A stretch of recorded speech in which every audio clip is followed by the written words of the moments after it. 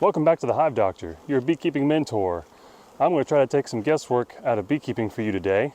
I'm going through this yard, doing some inspections after my nectar flow, trying to assess and see what I've got going on so I can get ready for the next nectar flow. And I was into this hive right here when I discovered a queenless situation that I thought was unique.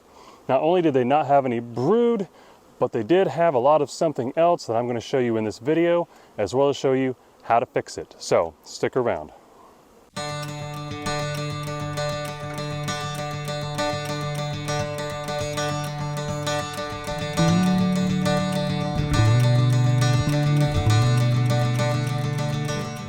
Welcome back, beekeepers. So let's get into this hive right here, this colony, and see what's going on. I have found a queenless situation, and one of the reasons I know that, other than the fact that I didn't see a single frame of brood below my queen excluder, nor above it, which can happen if you're not careful about making sure you know where the queen is when you put an excluder on, is that they're really pissy.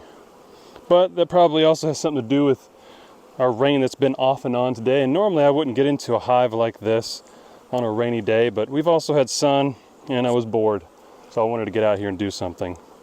So I have a frame right here that's going to show you something. It's really interesting, and it's the same on all these frames. Where there should be brood, there's actually just a ton of pollen. So here's what we have going on. You see just about every bit of that is pollen. We've got a little bit of capped honey up here in the corner. I don't even really count that. Part of the frame isn't drawn out, that's not a big deal. But every bit of that is just packed full of bee bread. And bee bread is just a way of saying pollen when it's ready to be consumed or ready to feed to the baby brood. But this is what all of the frames look like in this deep hive body. And what's kind of deceiving about this is that from the outside, it looks like a really good, thriving colony. You would never guess that there's no queen present. I've got their hive torn apart here. I've got their top honey super. It is smack full of honey. I've got their other honey super that was just below that one. That one's just about full of honey. There's like only two and a half frames that they haven't filled. This colony did really well compared to a lot of my other hives also, as far as bringing in the honey. So by all signs, with the population and the production, they look like a queen-right colony until you dig down deeper. Summertime is really tricky, and we're just getting into summer where I am, but that's a time where you really need to make sure that you've got a queen in the hive and that she's laying well, because summer management can be tricky in that way. If you don't have a summer queen building your colony population up, and that somehow gets away from you and you don't realize it, then by the time fall comes around, you find yourself suddenly with a lot of failing colonies, and you don't know why, but they had lost their queen days, weeks, maybe in a month before you came across the issue. So the way we're going to fix this today is, since I don't have any queen cells, I don't have any mated queens in queen raisers available, we've got plenty of time left in the year. I'm going to let them raise their own queen. And the way I'm going to do that is by taking one frame out of here, which I've already got to the side, and then I'm going to space the rest of these frames to where I can have an empty spot right here in the middle. And I just want to make sure my movements are nice and slow, methodical, using a little bit of smoke every once in a while, because they are kind of pissy. They've got that attitude that a colony has when they're stressed out because they don't have a queen. So I'm going to break into one of these other hives, make sure it's queen right, and I'm going to borrow some brood. I'm going to Robin Hood from the rich and give to the poor, so that they can raise a queen and keep being productive, ideally and hopefully for my next nectar flow as well, and then ultimately going into the winter as a healthy, full-fledged colony. All right, so I went to the end of my yard here, and I started digging through my Robin Hood hive, and I found an ideal frame to give to that colony that needs to make a queen. This isn't a frame just full of brood. It's got a lot of pollen on it, and that's okay. But here's what you want to look for when you give a colony a frame of brood from another colony that needs to raise a queen. First off, and there's probably no way to be able to see this on camera, you want to look down and make sure you see a frame with eggs and very young larvae. A frame of capped brood is not going to cut it. The bees need brood of a certain age to develop a queen from. And it doesn't mean that you can't have capped brood on here, but as long as you've got that young larval stage and eggs, you know that you've got a frame that has the right age larva for these girls, actually the girls from the other hive, to be able to force feed royal jelly to and develop into a queen. Hopefully they'll raise and draw out several queen cells so they have multiple chances. Now what we want to be careful of is to not take the queen from this colony to the other one.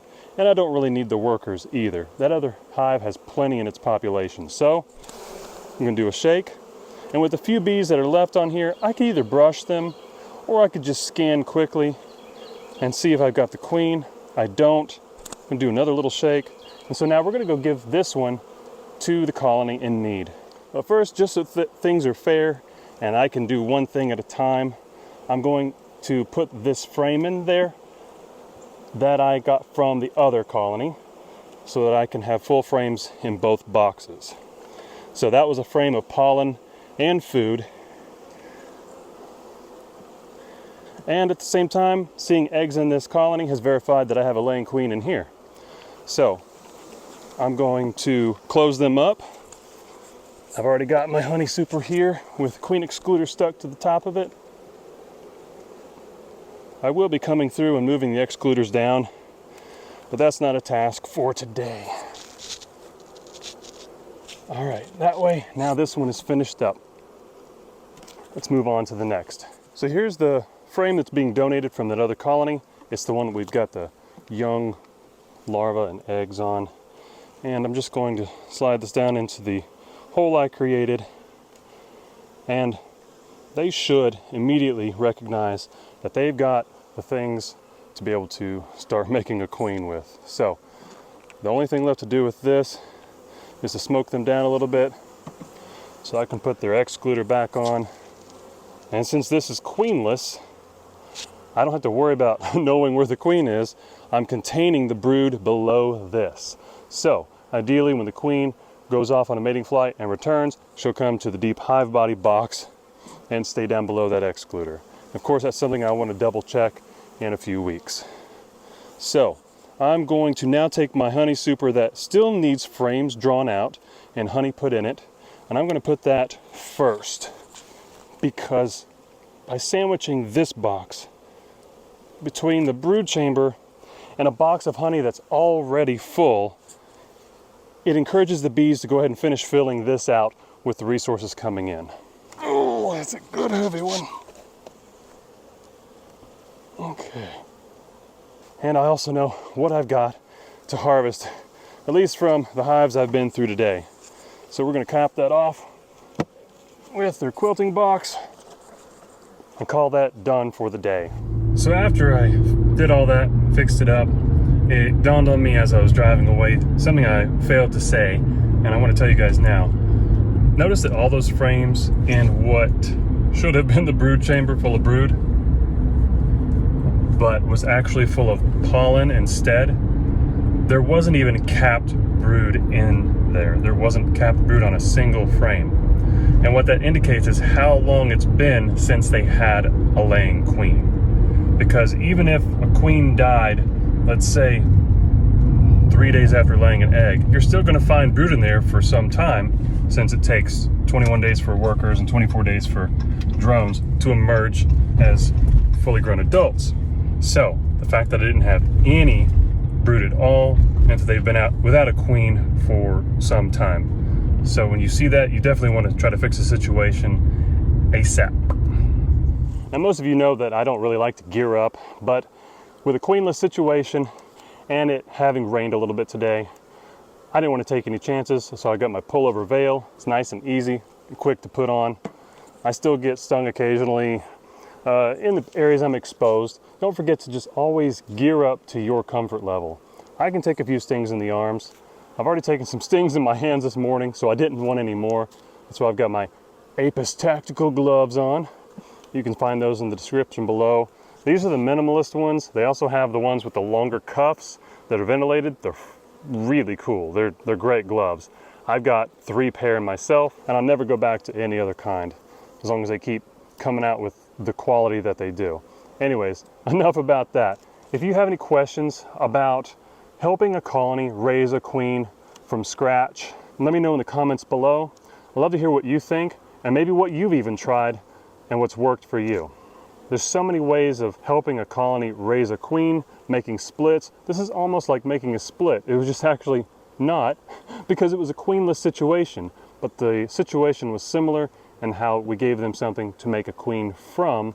It's very much like a walk-away split. So hopefully in about 10 or 12 days, they'll have a queen emerging from her cell or cells. They'll duke it out, go on a mating flight, and about 2 weeks after that, I'll have a laying queen, which should put us right about at the beginning of my next nectar flow, which is a great time to raise a queen because of all those incoming resources. Again, let me know what you think in the comments below. Drop me one of these. Don't forget to tell your friends about the Hive Doctor. See you in the next video. Whoa.